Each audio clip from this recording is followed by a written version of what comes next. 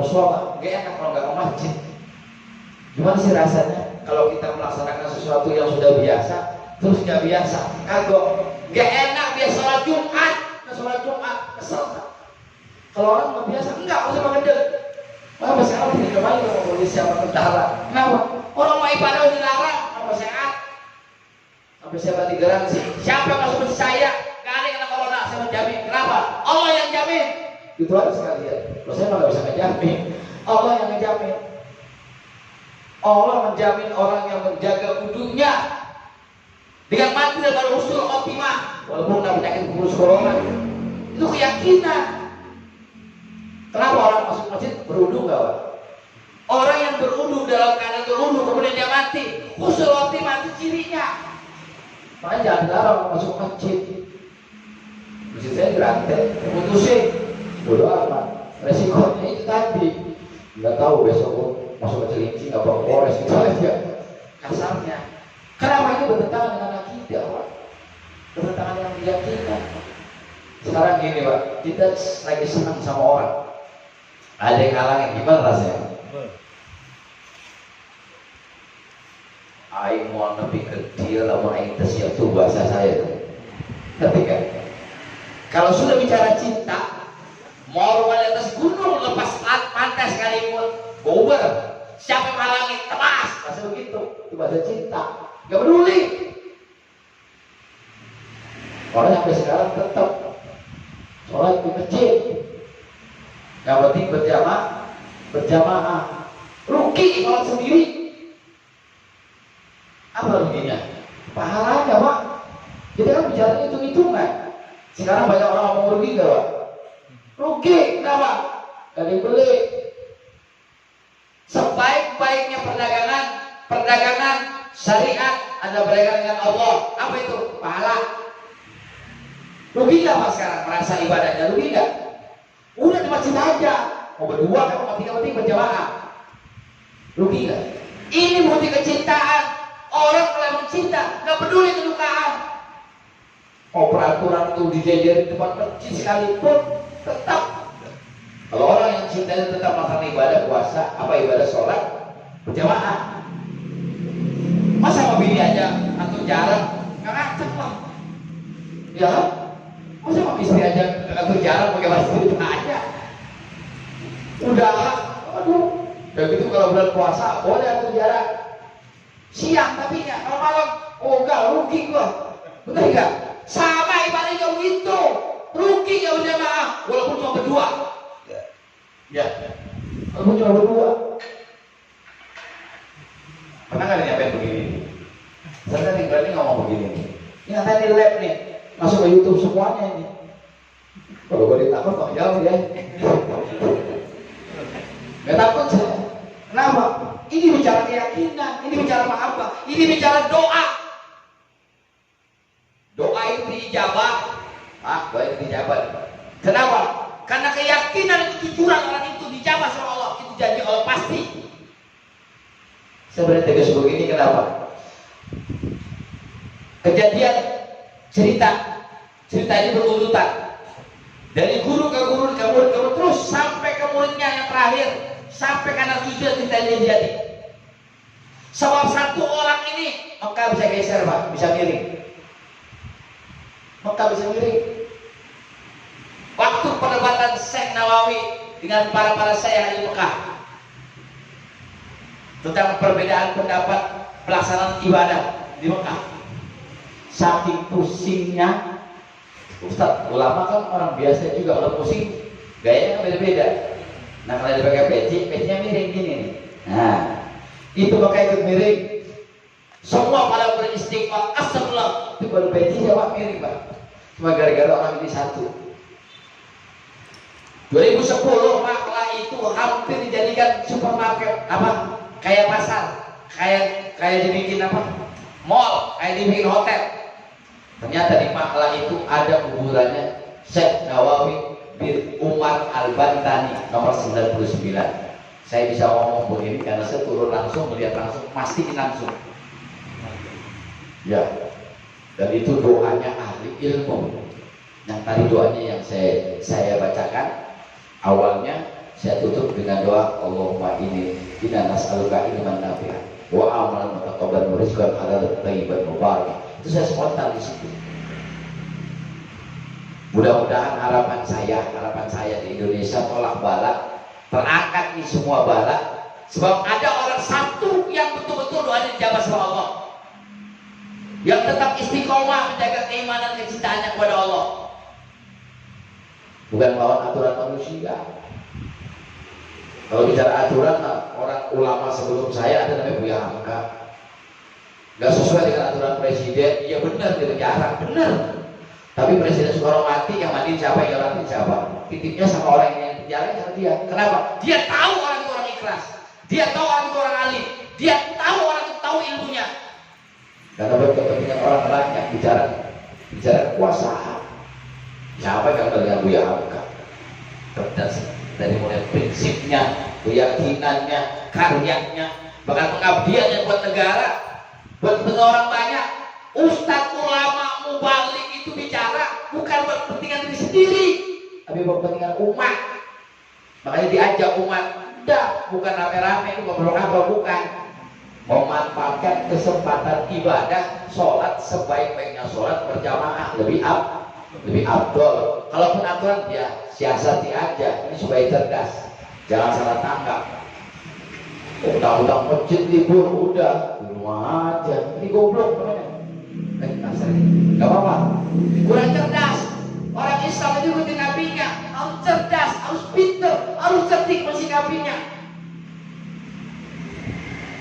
Jadi ibadah itu harus dengan kecintaan. Walaupun halangan orang zaman dulu sama kayak orang Belanda. Kakek saya cerita zaman Belanda orang sholat itu diintip. Iya, orang sholat diintip, orang ngaji diintip. Gak beda sekarang. Kita kemarin ceramah di Semarang, tentara polisi diintip. Ngapain? Ngaji aja kata saya gitu. Kayak gitu segala. Corona Pak, corona. Iya tahu semua juga corona. Tapi gak begitu amat. 2 kali saya disebut juga sama. Pak, kita nggak wajib lu ngajarin kiai, ngajarin ustad. Bagian dijagain aja, mau nyamain ustad habis sama gue mau. Iya, kenapa? Bukan bagiannya. Lu mikirin ustad Rehandur. Udah sebulan nih, jatuh tutup semua, makan apa, makan angin. Ayo, kering. kalau kita mau jujuran, kalau ustad yang punya usaha, punya perusahaan, punya dagangan, enak. Kalau ustad ahli nungguin amplop, nungguin berkat, sama aja mati. Makanya doanya orang-orang terzolimi itu tidak terhalang sama Allah. Kecuali kalau sampai dibatin, biarin aja gosok pagi. Pemimpin udah melek, dia pada sadar, nggak sadar juga mati suruh timah gitu aja. Kenapa tanggung jawab itu? Hati-hati, doa satu orang bisa merubah, bahasa kasarnya, bisa merubah kejadian terbalik, bisa dengan izin Allah ya. Karena kejadian di Mekah, kejadian di setiap daerah bisa merubah. Yang tadinya panas bisa hujan. Sebab pastilah ada orang alim, ada orang ikhlas di situ. Kita nggak tahu di antara kita alim lebih ikhlas. Kita nggak pernah tahu.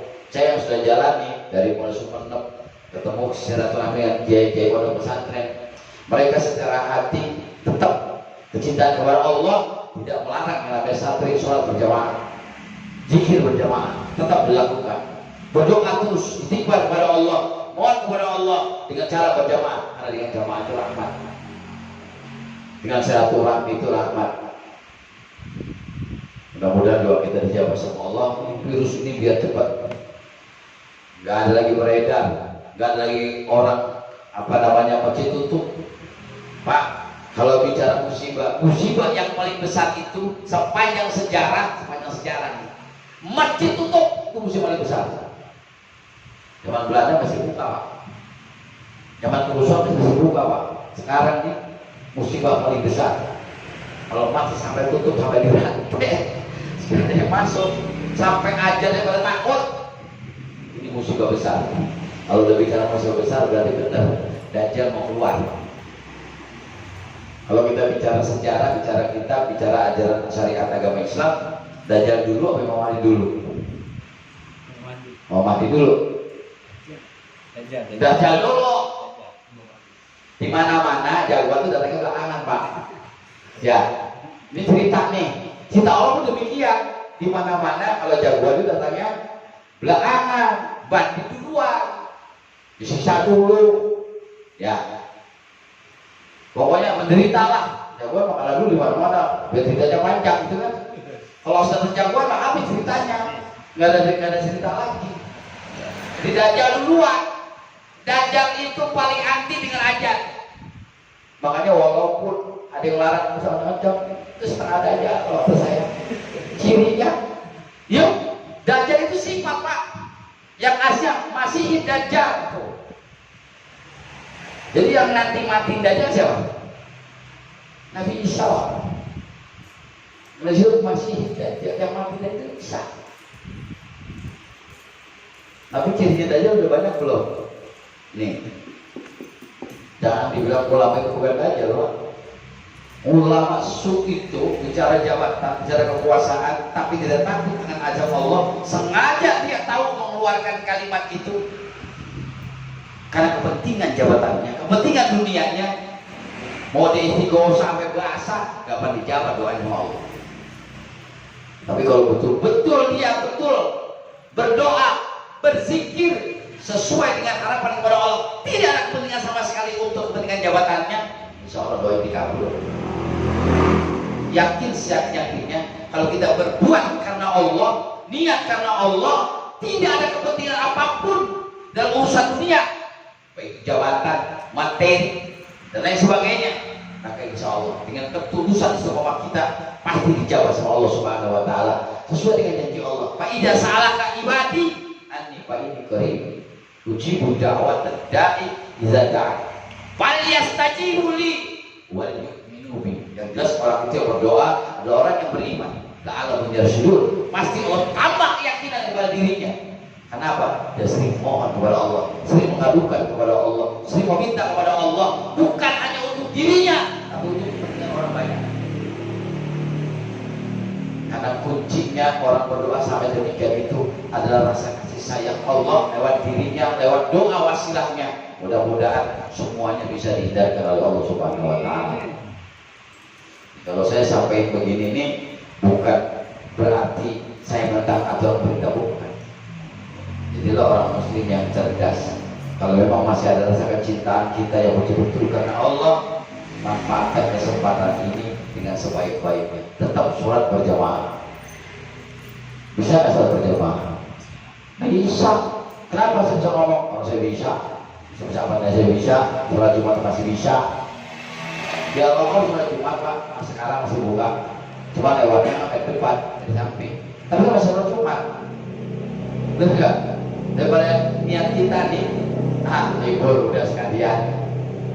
Berarti maaf, iman kita bukan nambah. Berarti yang khusus, betul.